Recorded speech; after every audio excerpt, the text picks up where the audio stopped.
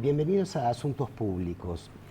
En estas semanas que faltan para las elecciones y el cambio de gobierno, se está abriendo un debate en la sociedad argentina acerca de las tareas, sobre todo de las tareas económicas que va a tener el próximo gobierno. Dólar, qué va a hacer con el dólar, si va a abrir el cepo o no, si va a devaluar, qué va a hacer con los subsidios. Una cantidad de temas de la política económica interna, pero que además, Silvia, en estas últimas semanas también el escenario internacional ha cambiado en forma importante. Se está hablando de que aparece una nueva guerra de monedas en el mundo. China ha devaluado su moneda, Brasil, vaya si ha devaluado. Son los dos principales socios comerciales. Los precios de las materias primas han caído muchísimo. Y bueno, hace 10 años o 12 años, cuando este gobierno asumió, o el kirchnerismo asumió el poder, había una situación internacional con precios muy elevados que hoy no se repite. De manera que aparece un nuevo contexto más difícil, pero en que también la economía argentina ha avanzado mucho en estos últimos años. Sí, claro. Bueno, un contexto de viento de frente en todo viento caso. De frente, viento de cola claro. Al viento de frente hay una diferencia. Bueno, Pablo, esta noche estamos con Eugenio Díaz Bonilla. Muchas gracias por estar acá en Asuntos Públicos con nosotros. Eugenio fue director ante el BID en representación no solo de la Argentina, sino de numerosos países de América Latina, y también está ahora en el IFPRI, que es un instituto de investigación de políticas alimentarias. Trabajan junto con la FAO. Bueno, se nos ocurría pensar qué estás viendo en cuanto a cuáles son los temas prioritarios que por ahí habría que encarar. Primero, las tareas tienen que ver con las realidades que tiene el país, pero también con la situación internacional. Como Pablo mencionaba, hay un contexto bastante diferente. Y en ese contexto diferente hay aspectos de más corto plazo y hay aspectos de más largo plazo que Argentina, nuestro país y toda Latinoamérica tendría que considerar. En temas de corto plazo, la economía mundial siempre tiene ciclos, o sea, cada 8 o 10 años siempre tienes un ciclo. Los precios de los commodities acompañan también esos ciclos. El ciclo más bajo fue efectivamente a principios de los años 2000, con el dólar muy apreciado, una situación económica internacional de bajo crecimiento, y desde ese piso empiezan a recuperarse. Recién el empuje más grande empieza 2005-2006, para todas las commodities, en particular para las agropecuarias. Ahora y todos los componentes de ese movimiento cíclico a fines de los 2000, que ha llevado a los dos picos de precios muy altos en 2008 y 2011, todos los componentes que llevaban a ese crecimiento ahora como que están funcionando en reversa, ¿no es cierto? La economía internacional está desacelerándose, la gran demanda de biocombustibles, que fue de una vez, porque había que pasar del mandato que tuviera 0 o 5% al 10%, entonces eso genera una demanda muy, muy fuerte hasta que llegás al nivel que corresponde. Una vez que llegas al nivel que corresponde o el mandato te indica, creces solamente con la demanda de nafta. Entonces hubo un gran salto de demanda por biocombustibles, el dólar se empezó a depreciar, la economía, o mejor dicho, en ese momento, que eso siempre es favorable a los precios de los commodities, la economía internacional estaba creciendo muy fuerte, etc.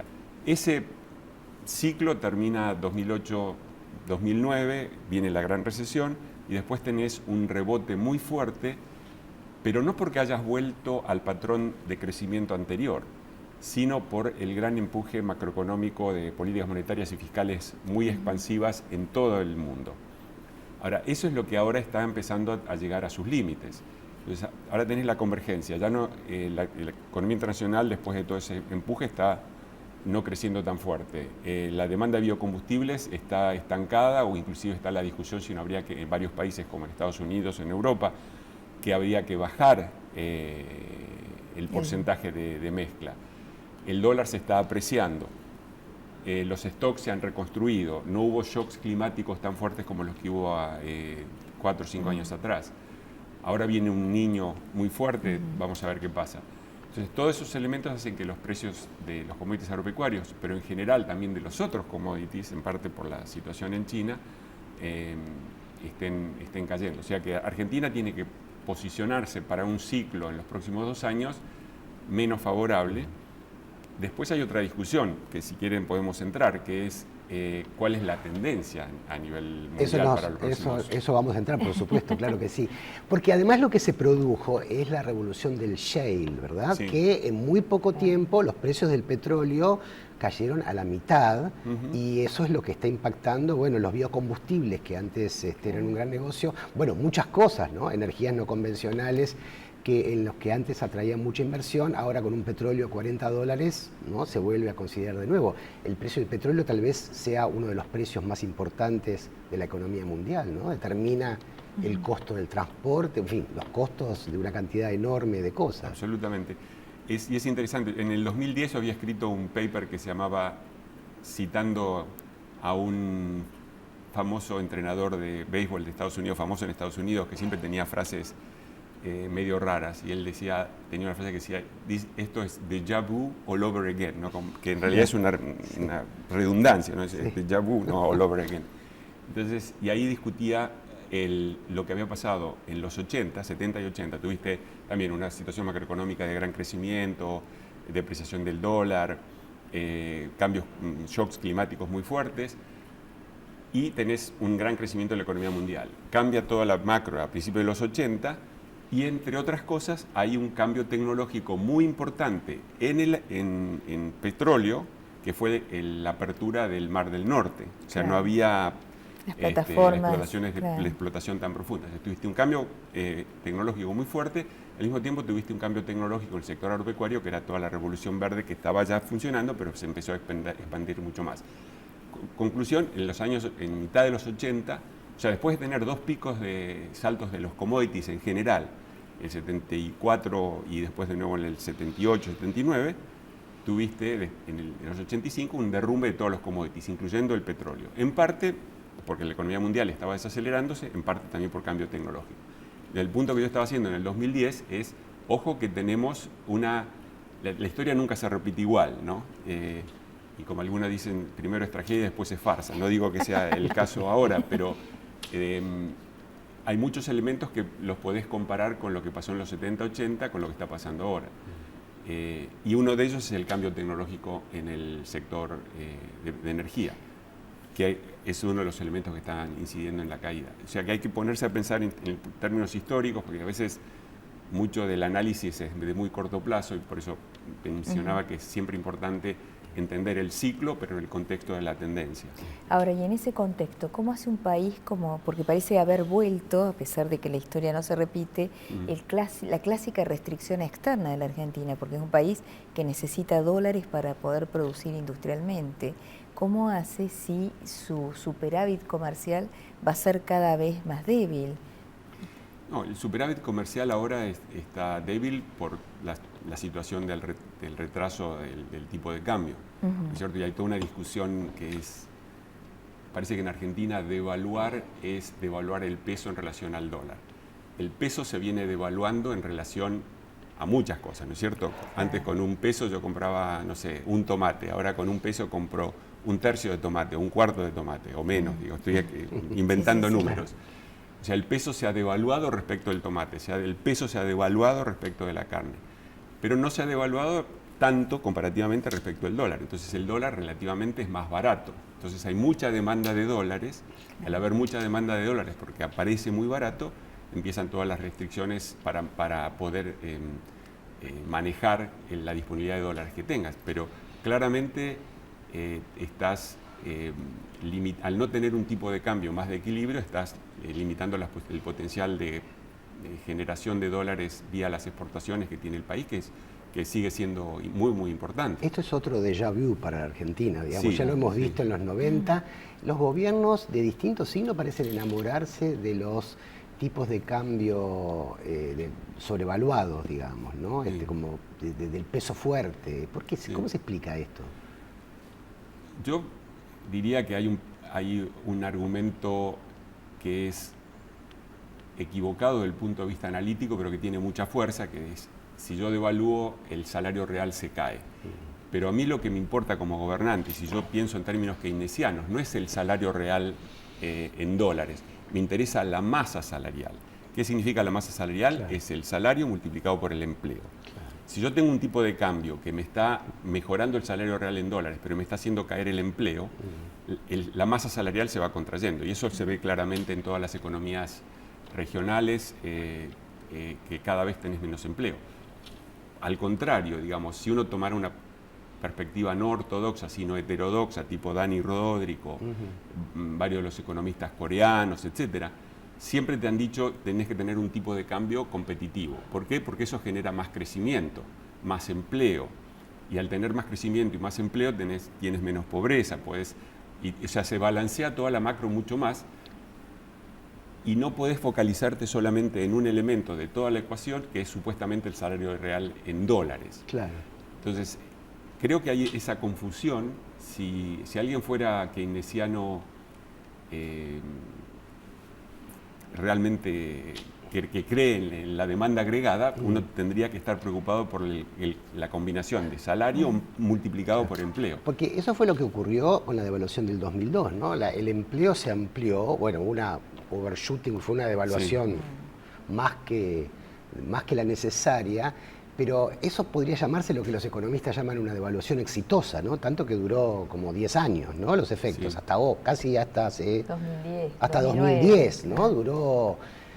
Sí, porque creó mucho empleo y además fue una devaluación compensada porque aumentó las retenciones y, bueno, tuvo una serie, no fue una devaluación aislada, ¿no? Correcto. ¿Es así? No, absolutamente. Obviamente las devaluaciones, si uno analiza la historia de las devaluaciones, y de paso estoy ahora, terminé ya un libro que va a salir otro libro que va a salir en algún momento en las próximas 2 o 3 semanas sobre macroeconomía y el sector agropecuario. Las devaluaciones en general están asociadas en un, digamos, 60% de las devaluaciones de impacto negativo, ¿no es cierto? Lo tuvimos en Argentina, salir de la convertibilidad era muy complicado, tuvimos problemas en el sistema bancario, etc. Después empieza la recuperación. Y en el caso de Argentina, como tú bien dices, empieza una recuperación muy fuerte que empieza en las economías regionales y después le llega a Buenos Aires. Ahora, al revés, cuando se empieza a deteriorar el tipo de cambio, lo primero lo pagan las economías regionales y después recién lo va a estar pagando Buenos Aires, o ya lo está pagando en términos de empleo, pero mucho más las economías regionales. Desde esa perspectiva, uno diría, antes de tener yo preferiría no tener una devaluación, pero para eso uno tiene la regla básica es nunca dejar que el tipo de cambio se sobrevalúe de tal manera que después la corrección va a ser dolorosa. Esa regla de evitar todas las sobrevaluaciones de la moneda local, y no estoy hablando de Argentina, en general, pues revisé un montón de situaciones para el libro que comentaba, acabo de terminar. Esas sobrevaluaciones siempre terminan en llanto, porque después hay que se ajusta el gobierno, se ajusta por los mercados, pero de alguna manera, si yo tengo una moneda local que no es de equilibrio en relación a la moneda internacional, sea el euro o el dólar o quien sea, eso eventualmente se va a ajustar, y cuando se ajusta, duele. Después empieza toda la recuperación. Entonces la primera regla, evitar a toda costa la sobrevaluación del tipo de cambio. Ahora, el problema en la Argentina no es la inflación, es decir, ¿es factible una devaluación con una tasa de 2 dígitos de inflación? Dejamos la pregunta para el segundo bloque y además vamos a aprovechar que está Eugenio Díaz Bonilla, que es un experto en mercados agrícolas, para hablar de la soja y qué puede pasar con la soja, los alimentos, qué le puede pasar a la Argentina, a partir del año que viene, con un nuevo gobierno, nuevas políticas, no sabemos. Enseguida volvemos.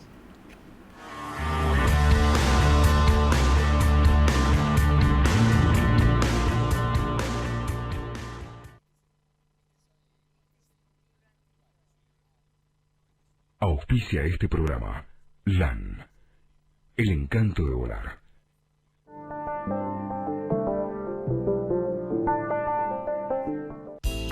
Llegó el nuevo Toyota Plan de Ahorro.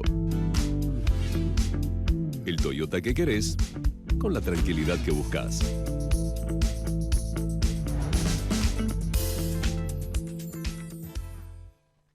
El ketchup, la mostaza y la salsa Golf Natura son ricos y sabrosos. Son ideales para ponerle onda a tus comidas. Son bien de familia. Calidad Natura. Bien de familia.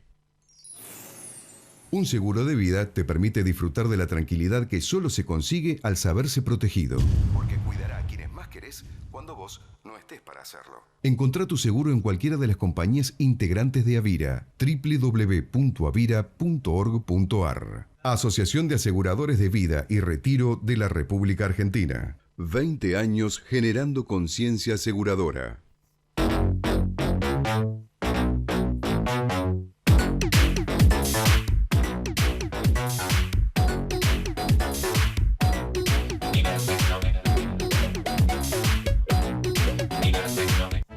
Syngenta. Incorporamos a la vida el potencial de las plantas.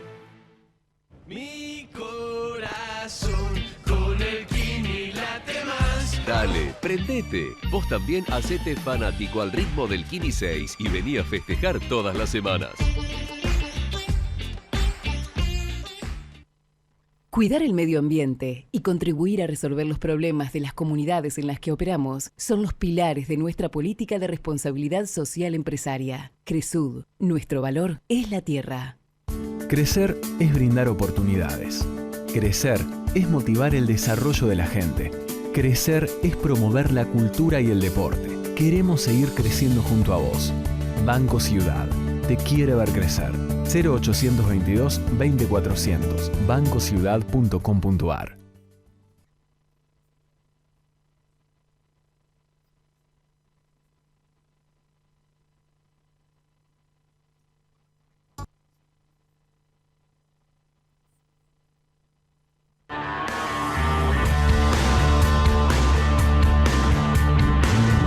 Seguimos en Asuntos Públicos y aprovechando que está de visita en Buenos Aires Eugenio Díaz Bonilla, que desde Washington, bueno, tiene un punto de observación muy interesante sobre cosas que pasan.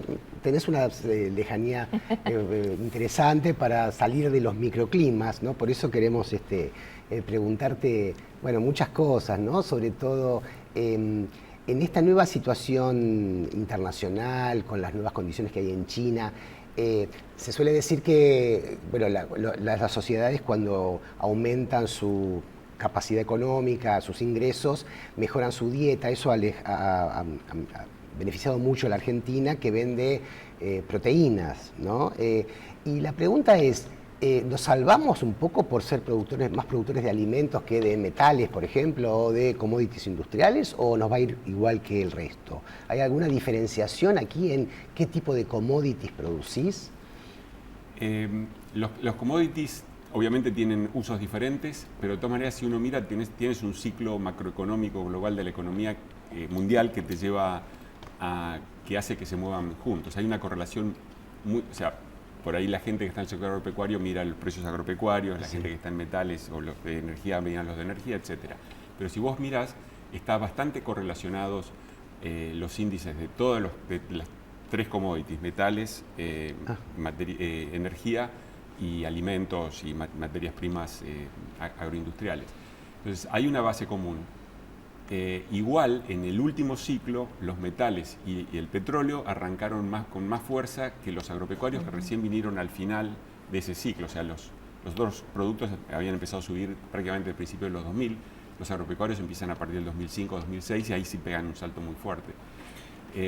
Entonces, sí es cierto, uno pensaría que para alimentos la tendencia de la demanda es más estable que a lo mejor que ciertos metales en los cuales puede haber sustitución por cambio tecnológico, puede haber una demanda más cíclica relacionada con, en el caso de China, que estabas moviendo millones de gente del campo a la ciudad, entonces había que construir ciudades.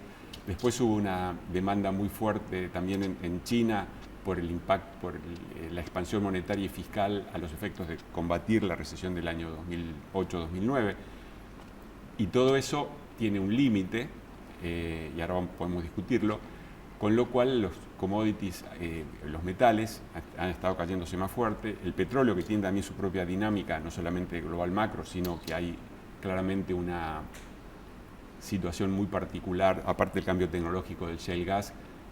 Saudi Arabia, como el principal productor, se siente rodeado geopolíticamente y uno de los elementos que tiene en esa batalla geopolítica local es hacer caer el precio del petróleo, que le afecta a Irán, limita el Estado Islámico que está queriendo construirse.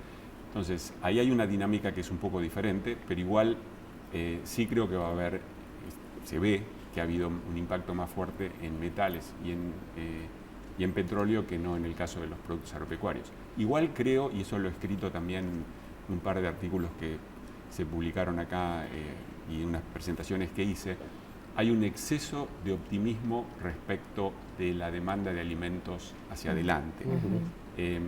Es muy importante no pensar que, bueno, siempre, bueno, como hay mucha gente en India o mucha gente en China, India es exportador neto de alimentos. India está exportando arroz, y son los principales exportadores mundiales de arroz, es el primero o segundo exportador de carne a nivel mundial en volumen, no en calidad. ¿Por qué? Porque ellos no comen carne, tienen un hato lechero importante, porque sí comen lácteos, y los animales se faenan, se mueren, etc. Entonces, en volumen, India nos pasó a todos, pasó a Australia. Entonces, es cierto que hay muchos habitantes en Asia. Es cierto también, el promedio el productor agropecuario promedio de India tiene 1 hectárea y algo. El productor promedio de China tiene 2 hectáreas y algo. Entonces, no tienen escala, pero igual siguen produciendo. Son muchos y siguen produciendo aún en esa hectárea o en las 2 hectáreas. Entonces, tienen capacidad de producción, 1. 2, sí va a haber demanda, y están creciendo, China está creciendo, India está creciendo, China también estaba creciendo, ahora va a crecer menos, pero en China hay que pensar algo, la composición de la demografía china. La fuerza laboral de China ha dejado de crecer, quiere decir que están entrando en una caída de la fuerza laboral, 1. 2, son cada vez más ancianos. Con lo cual también cambia el patrón de consumo, y eso en muchas proyecciones no lo consideran. En general, en las proyecciones, digamos, los próximos 10, 15, 20 años, pasamos ya la tendencia, ¿no? En el corto plazo lo que digo no va a ser tan relevante, pero como tendencia vas a tener mucho menos crecimiento en China, porque ¿cuáles son las bases de crecimiento? Acumulación de capital. ¿Cuánto más pueden ahorrar e invertir los chinos de lo que están haciéndolo actualmente? No pueden, porque ya están a niveles de compresión de consumo y de inversión demasiado altos. La fuerza laboral está cayendo. Entonces, ¿cuánto tendría que ser el otro factor, que es productividad, cambio tecnológico, para seguir creciendo al 7? China va a crecer al 3, que está bien, 4, 2, no sé, dependiendo cómo venga la... Hay muchas dudas respecto a si efectivamente ahora está creciendo al 7, como dice el gobierno. Sí. Entonces, yo no diría que vamos a tener una gran expansión por el lado de gran crecimiento de los ingresos, que va a cambiar la dieta de una manera que va a ser fundamental para Argentina. Eso no significa que obviamente sí va a haber expansión de demanda, la población sigue creciendo, pero a tasas más bajas, pero también la población es más vieja. Y el crecimiento de la economía mundial no va a ser tan alto en los años próximos como lo que pasó desde mitad de los 80, 90 hasta acá. Y eso creo que es muy poca discusión, es algo que estoy escribiendo ahora. Todas las proyecciones hacia adelante de crecimiento de la economía mundial se basan en el famoso modelo o variaciones del modelo de Solow y Swan, que Solow tuvo su premio Nobel como economista, pero en el 2005 reconoce una falencia de su modelo, a la cual voy a ir enseguida. ¿Cómo está armado el modelo? Es todo del lado de la oferta. Entonces vos acumulás capital, acumulás mano de obra, la mano de obra mejora en su calidad educativa y tenés cambio tecnológico. Proyectás para adelante y te dan tasas de crecimiento de la economía mundial que están completamente fuera de la historia.